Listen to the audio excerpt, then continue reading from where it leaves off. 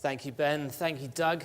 How do we get it all the way up the agenda? Well, it's probably through big trends, which is what we're here to talk about tonight. So welcome to all of you. You've made it through snow. You are Darwin's survivors. Welcome also to those watching online. I'm sure there are some Darwinian success stories there as well. So tonight we talk about big trends. Big trends in life and in business that can take sustainability center stage in corporate strategies. So to be clear, we're not talking about traditional sustainability trends. If what we talk about tonight is what is in the headlines of newspapers, we're probably in the right area. And our job is pretty simple. We need to debate, discuss, explore these trends, and then at the end of it, we'll be asking all of you to vote on using very high-tech pieces of paper that you all have in front of you, and we're going to ask you to rank your big three trends.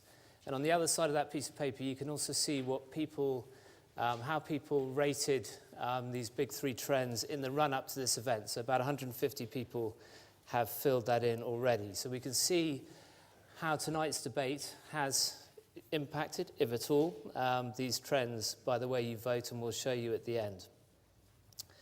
So I'm just going to start by reviewing the what we call the seven shapers of sustainability. The first one's business efficiency. And as we move from an era of growth to an era of profit protection, which is how it feels for most companies in Europe now, the new mantra becomes efficiency. And sustainability provides a very good lens for identifying efficiencies. So M&S, we've heard about on this stage, saves about £40 million a year from efficiency in resources. BT has saved £35 million in 2 years in energy. It's a fairly well-known area for sustainability. The second trend is social purpose. And I think this is possibly one of the biggest trends that's building up. A growing number of companies are saying their raison d'etre is to be creating positive change. Steve Jobs famously said Apple was about changing the world. Facebook's IPO letter we'll come back to later. Paul Polman has talked about companies with values outperforming those that don't have values. On the darker side, the outgoing CEO of Deutsche Bank last week talked of a social time bomb built on wealth and inequality. Spanish youth unemployment hits 51%. British Gas had their headquarters taken over by protesters protesting about fuel profiteering a couple of weeks ago. Is the zeitgeist changing? Is the social contract that was ripped up between society and businesses largely under the Thatcher era, is it coming back? And we hear from Triodos Bank this evening. Our third trend, social media. We all know social media is big. Facebook users have increased from 12 million in 2006 to 800 million today.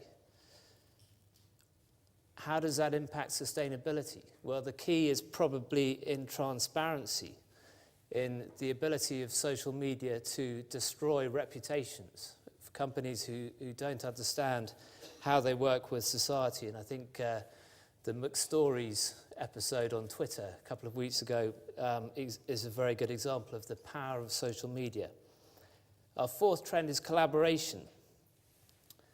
We may be moving to a new iteration of capitalism, one where collaboration plays a much bigger role, moving away from adversarial competition, what Nick Clegg referred to as the John Lewis economy. And sustainability, those in the sustainability function have been the early adopters in this area. And we're going to hear from Unilever on what they've learnt from their collaboration. The fifth trend is policy. And I think if we ran this poll in 2007, we'd probably find policy came top, or certainly in the top three. We were going to price the externality, and then businesses were going to respond. but we'll see where policy comes out tonight. The sixth trend, innovation in business models. Every company has people who are looking for the next business model, and sustainability provides a framework for doing that. Whether it's M&S working with Oxfam on recycling clothing, or Ian Cheshire talking about selling holes rather than drills, as he did on this stage last month. And we hear from BMW tonight on what sustainability can do to help you innovate in business models. Our seventh and last trend is identifying new markets. Again, every company has somebody whose job it is to identify new markets, and sustainability provides, again, a framework for doing that.